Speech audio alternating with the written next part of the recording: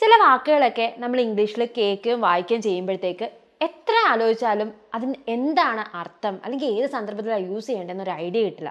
സിമ്പിളായിട്ടുള്ള വാക്കുകളായിരിക്കും. ഇപ്പോൾ ഉദാഹരണത്തിന് ഇവൻച്വലി, നോട്ട് യെറ്റ്, റീസെൻ്റ്ലി, ഈ വാക്കുകളൊക്കെ നമ്മൾ സ്ഥിരം കേൾക്കുകയും വായിക്കുകയും ചെയ്യാറുള്ളതാണ്. പത്രങ്ങളിലായാലും അല്ലെങ്കിൽ ടി വിയിൽ നമ്മൾ സീരീസൊക്കെ കാണുമ്പോൾ, ഇംഗ്ലീഷ് സീരീസൊക്കെ കാണുമ്പോഴും ബുക്സൊക്കെ വായിക്കുമ്പോഴും നമ്മളിത് കേൾക്കാറും വായിക്കാറും ഒക്കെ ഉണ്ട്. പക്ഷേ ഇതിൻ്റെ കറക്റ്റുള്ള മീനിങ് എന്താണെന്ന് മനസ്സിലാകാൻ കുറച്ച് പ്രയാസമാണ് അല്ലേ? നമുക്ക് സിമ്പിളായിട്ട് ഈ വാക്കുകളുടെ കറക്റ്റായിട്ടുള്ള മലയാളത്തിലുള്ള മീനിങ്ങും അതുപോലെ തന്നെ യൂസേജും എന്തൊക്കെയാണെന്ന് നോക്കാം. നമ്മുടെ ഫസ്റ്റ് വാക്ക് എന്താണ്? റീസെൻ്റ്ലി അല്ലേ? റീസെൻ്റ്ലി എന്ന് പറയുമ്പോൾ നമ്മൾ പറയത്തില്ല മലയാളത്തിൽ അടുത്തിടെയായിട്ട് അല്ലെങ്കിൽ അടുത്ത കാലത്തായിട്ട് അല്ലെങ്കിൽ അടുത്തായിട്ട് എന്നൊക്കെ നമ്മൾ പറയല്ലേ.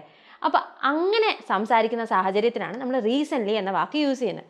ഇപ്പോൾ ഉദാഹരണം പറയുകയാണെങ്കിൽ ഞാൻ നിങ്ങളോട് ചോദിക്കുകയാണ്, നീ അടുത്ത കാലത്ത് അങ്ങനെ ഒരു നല്ല സിനിമ കണ്ടിട്ടുണ്ടോ? Have you recently seen a good movie എന്നാണ് അതിനെ പറയുന്നത്. അതായത് അടുത്ത കാലത്ത്, അടുത്തിടെയായിട്ട് അല്ലെങ്കിൽ അടുത്തിടെ എന്നൊക്കെ നമ്മൾ മലയാളത്തിൽ യൂസ് ചെയ്യുന്ന വാക്കിന് പകരം ഇംഗ്ലീഷിൽ നമുക്ക് റീസെൻ്റ്ലി എന്ന വാക്ക് യൂസ് ചെയ്യാവുന്നതാണ്. മറ്റൊരു എക്സാമ്പിളും കൂടി ഞാൻ പറയട്ടെ. അടുത്തിടെയായിട്ട് എനിക്കൊരു സുഖം തോന്നുന്നില്ല. Recently I have not been feeling well. അടുത്തിടെയായിട്ട് എന്നുള്ളതിന് പകരമാണ് ഞാൻ ഇവിടെ റീസെൻ്റ്ലി എന്ന വാക്ക് യൂസ് ചെയ്തിരിക്കുന്നത്. ഇനി നമ്മൾ അടുത്ത് ഡിസ്കസ് ചെയ്യാൻ പോകുന്ന വാക്ക് ഇവൻച്വലി എന്ന വാക്കാണ്. ഇവൻച്വലി എന്ന വാക്കും നമ്മൾ ഒത്തിരി ഇംഗ്ലീഷ് സീരീസിലും അല്ലെങ്കിൽ ഇംഗ്ലീഷ് ഫിലിംസിലും ഒക്കെ കേൾക്കാറുണ്ട്, അതുപോലെ തന്നെ പത്രങ്ങളിലും വായിക്കാറുണ്ട്. ഇവൻച്വലി എന്ന് പറഞ്ഞാൽ അവസാനം അല്ലെങ്കിൽ ഒടുവിൽ എന്നൊക്കെ നമ്മൾ മലയാളത്തിൽ പറയത്തില്ലേ.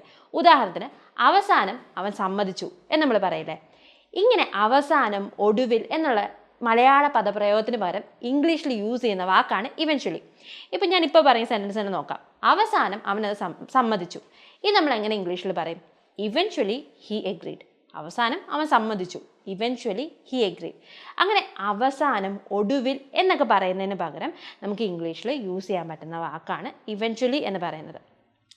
മറ്റൊരു ഉദാഹരണം നമുക്ക് നോക്കുകയാണെങ്കിൽ, ഒത്തിരി തിരഞ്ഞു, അവസാനം അത് ഞാൻ കണ്ടുപിടിച്ചു. ഒത്തിരി ഞാൻ തിരഞ്ഞു, അവസാനം അത് ഞാൻ കണ്ടുപിടിച്ചു. I searched for it, eventually I found it.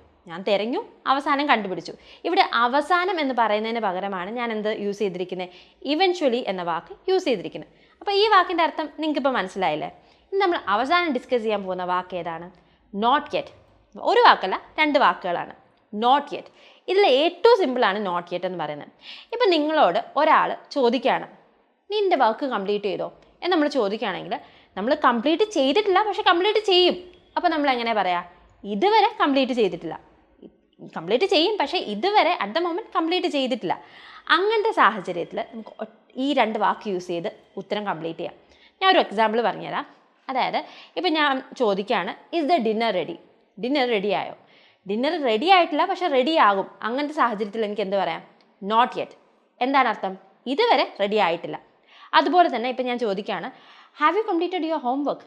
നീ നിൻ്റെ ഹോംവർക്ക് കംപ്ലീറ്റ് ചെയ്തോ എന്ന് ചോദിക്കുമ്പോൾ കംപ്ലീറ്റ് ചെയ്യും പക്ഷേ ഇതുവരെ ചെയ്തിട്ടില്ല എന്നാണെങ്കിൽ എനിക്കങ്ങനെ മറുപടി പറയാം, നോട്ട് യെറ്റ് എന്ന് മറുപടി പറയാം.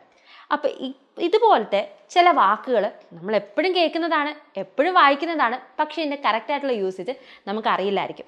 അപ്പോൾ അങ്ങനത്തെ കുറച്ച് വാക്കുകളാണ് ഇന്ന് നമ്മൾ സംസാരിച്ചത്. അപ്പോൾ ഈ വാക്കുകളുടെ അർത്ഥവും യൂസേജും എന്താണെന്ന് നിങ്ങൾക്ക് മനസ്സിലായെന്ന് ഞാൻ വിശ്വസിക്കുന്നു.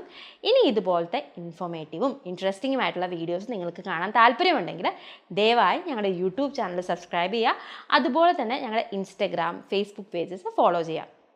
നിങ്ങൾ ഇംഗ്ലീഷ് സംസാരിക്കാൻ പഠിക്കുന്നതിനെക്കുറിച്ച് സീരിയസ് ആയിട്ട് ചിന്തിക്കുന്നുണ്ടെങ്കിൽ ഡിസ്ക്രിപ്ഷനിൽ ഞങ്ങളുടെ ലിങ്ക് കൊടുത്തിട്ടുണ്ട്.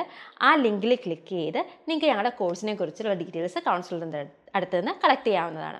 നമ്മുടെ കോഴ്സ് എന്ന് പറയുന്നത് 2 പേഴ്സണൽ ട്രെയിനേഴ്സിനെ പ്രൊവൈഡ് ചെയ്ത് ഇംഗ്ലീഷ് സംസാരിപ്പിച്ച് പഠിപ്പിക്കുന്ന ഒരു കോഴ്സാണ്. അപ്പോൾ ഡെഫിനറ്റ്ലി ഉറപ്പായിട്ടും നിങ്ങൾക്ക് ഇംഗ്ലീഷ് സംസാരിക്കാൻ പഠിക്കാൻ പറ്റും.